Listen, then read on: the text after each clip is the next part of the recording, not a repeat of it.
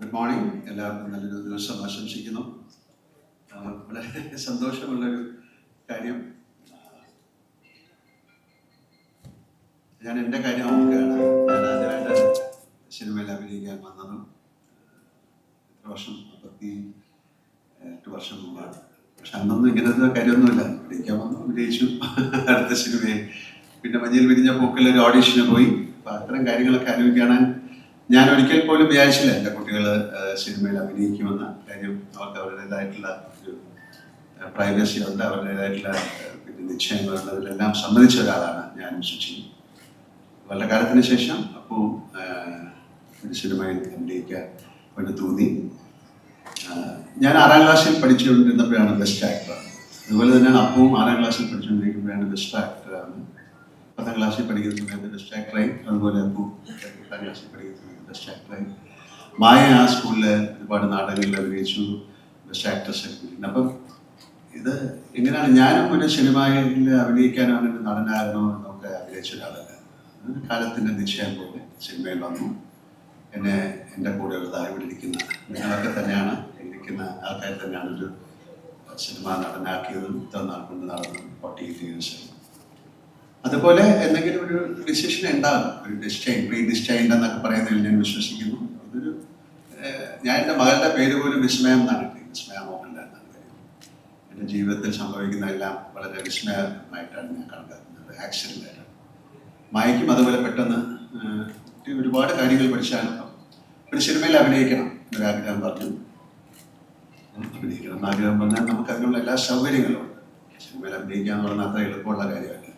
പക്ഷെ ഞങ്ങൾക്ക് അതിൻ്റെ ഒരു പാരഫെർനാലിയ ഉണ്ട്, ഞങ്ങൾക്ക് പ്രൊഡക്ഷൻ ഹൗസ് ഉണ്ട്, ഞങ്ങൾക്കത് വളരെ വർഷങ്ങളായിട്ട് നടത്തിക്കൊണ്ടുവരുന്ന ഒരു കമ്പനിയുണ്ട്, ആൻ്റണി പെരുമ്പാവൂരുണ്ട്, അതിനൊരു വലിയ സപ്പോർട്ടുണ്ട്.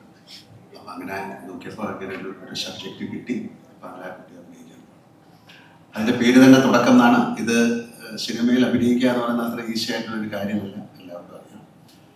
അതിന് ഭാഗ്യം എന്ന് പറയുന്നത് അതിൻ്റെ ഒരു വാക്കിൽ ഉപരി നമുക്ക് കൂടെ സഞ്ചരിക്കുന്ന ഒരുപാട് നല്ല ആൾക്കാരുണ്ടാവും.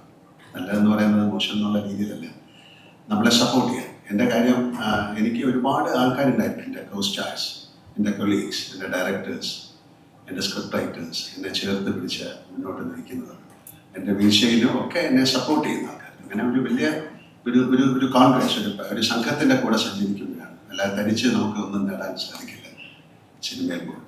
അത്ര നല്ല അഭിനേതാവാണെങ്കിലും അയാൾക്കൊരു പ്ലാറ്റ്ഫോം കിട്ടണം, നല്ല സബ്ജക്റ്റുകൾ കിട്ടണം, നല്ല കൊളീഗ്സ് കൂടെ അഭിനയിക്കുന്ന ആൾക്കാർ നന്നാകണം. അപ്പോൾ അത്തരത്തിൽ ആ കുട്ടിക്ക് ഒരു ഭാഗ്യം ഉണ്ടാകട്ടെ എന്ന് ഞാൻ പ്രാർത്ഥിക്കുന്നു. അതുപോലെ തന്നെയാണ് അപ്പുവിൻ്റെ ഒരു സിനിമ ഇന്ന് റിലീസാകും. അപ്പോൾ ഇത് വളരെ ആക്ഷനിലായിട്ട് സംഭവിച്ചൊരു കാര്യമാണ്. അപ്പോൾ രണ്ടുപേർക്കും, ഒരു അച്ഛൻ എന്ന നിലയിലും ഒരു ആക്ടർ എന്നുള്ള നിലയിലും ഈ ഫ്രറ്റേണിറ്റിയുടെ പേരിലും ഞാൻ അവരെ രണ്ടുപേരെയും ആശംസിക്കുന്നു, അഭിനന്ദിക്കുന്നു, സ്നേഹപൂർവ്വം. പിന്നെ തീർച്ചയായിട്ടും ആൻ്റണിയുടെ കാര്യം എടുത്ത് പറയാം. ആൻ്റണിയുടെ വലിയൊരു ആഗ്രഹമായിരുന്നു അപ്പവും മായയും സിനിമയിൽ വരണം. ഞാൻ പറഞ്ഞ അതൊക്കെ അവരുടെ ഇഷ്ടമാണ്. ഞാൻ ഒരാളെ പിന്നെ സിനിമയിൽ കൊണ്ടുവന്ന് എനിക്ക് ചെയ്യാവുന്ന ഒരുപാട് ലിമിറ്റേഷൻസ് ഉണ്ട്. അവർ ദേ ഹാവ് ടു പ്രൂവ്, അല്ലേ? അവർ തന്നെ സ്വന്തമായിട്ട് അവരുടെ കഴിവ് തെളിയിച്ച് മുന്നോട്ട് പോകാനുള്ള ഒരു ഇന്ധനം, ഒരു കാറ്റലിസ്റ്റായിട്ട് എനിക്ക് പ്രവർത്തിക്കാം. അപ്പം അതുകൊണ്ടായിരിക്കാം ആദ്യം എന്നൊരു സിനിമ പിന്നെ വെച്ച് ആൻ്റണി എടുക്കാൻ തീരുമാനിച്ചത്. ഇതുപോലെ തന്നെയാണ് തുടക്കം. എന്തായാലും വളരെ സന്തോഷം ഇവിടെ വന്നിട്ട് എല്ലാവർക്കും എൻ്റെ ഹൃദയത്തിൻ്റെ ഭാഷയിൽ ഞാൻ നന്ദി പറയുന്നു. ഞാൻ ഒരാളെയും കൂടെ ഈ സ്റ്റേജിലേക്ക് വിളിക്കാൻ പോവാണ്. ഈ സിനിമയിൽ വളരെ പ്രധാനപ്പെട്ട കഥാപാത്രം ചെയ്യുന്ന ഒരാളാണ്, മറ്റാരുമല്ല, ആൻ്റണിയുടെ മകനാണ്. മോനെ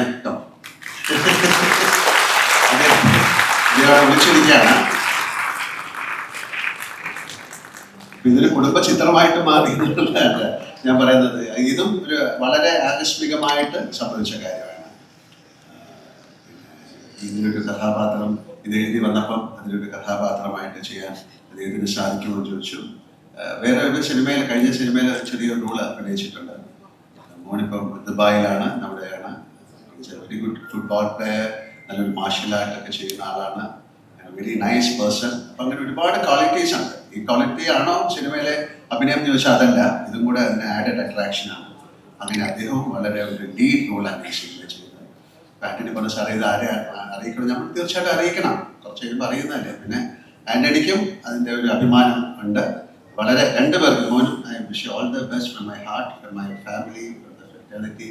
എല്ലാ ഈശ്വരൻ്റെ സഹായം ഉണ്ടാകട്ടെ, ഭാഗ്യം ഉണ്ടാകട്ടെ, നല്ല കൊളീഗ്സ് ഉണ്ടാകട്ടെ, നിങ്ങളുടെ ജീവിതം മനോഹരമായി മുന്നോട്ട് പോകട്ടെ. Thank you so much. ഒരിക്കൽ കൂടി വന്നതിനും അനുഗ്രഹിച്ചതിനും ഒരുപാട് നന്ദി. ആന്റണി 2 വാക്ക് സംസാരിക്കാൻ ഞാൻ വിളിക്കുന്നു.